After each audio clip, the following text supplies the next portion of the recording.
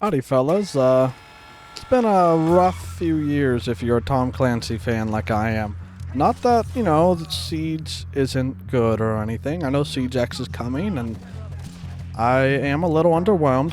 I'll admit, I guess I expected too much, but, that aside, the last few years we've gotten, the Division series, and if you like those, you like those. I'm not really a fan of the Destiny model, and Ubisoft did kind of give up on those kind of quickly. And then we had Breakpoint, and Breakpoint was really good if you waited about 2 years after release.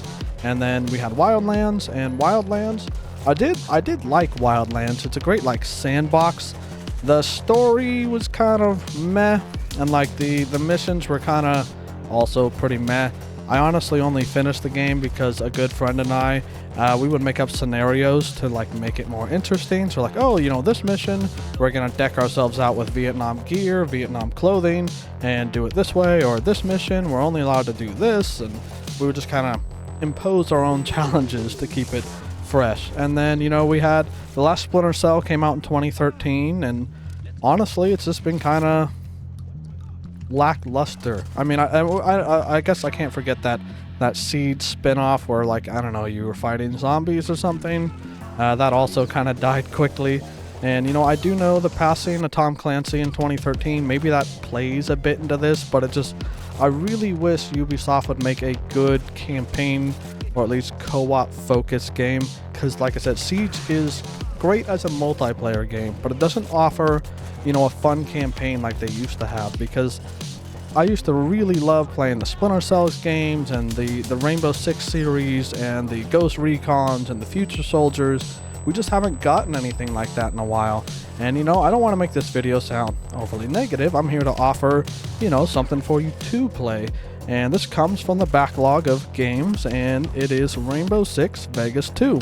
I picked up a copy on Steam for about $2.50 during the Steam sale. I'm sure you can find it for dirt cheap on a key website. You might even still be able to get it for cheap on Steam. And, the official servers may be down, but my buddies and I have been testing it. You can use a service like Hamachi or anything like that. We use Radmin Vpn, and you can still use the LAN servers.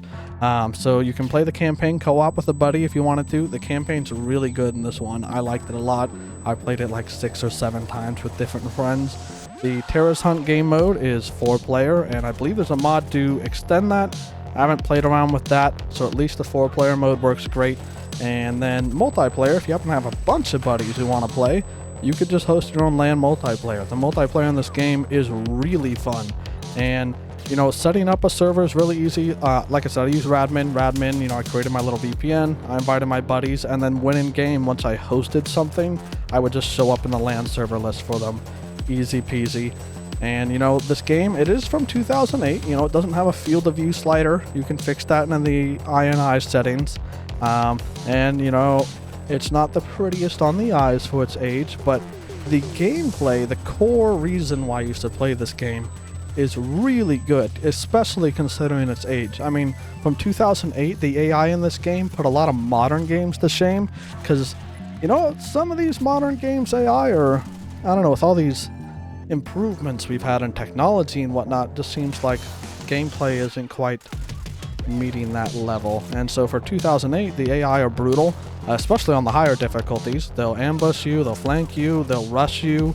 It is incredibly fun. And when you're with friends and Terrorist Hunt, the moment it goes loud, any of the nearby AI, they're gonna do everything they can to get behind you. It's really fun. And they're smart for their age. I guess that's weird to say, but like I said, games from 2008, and it plays really well. I've only had one real issue with the game. If you are someone joining someone else's server, there's a chance that you can kill an enemy and their audio for their gun will just infinitely loop. I have found 2 fixes for this. One is just pick up the weapon and then it'll just cut the audio cue and you can put it back down.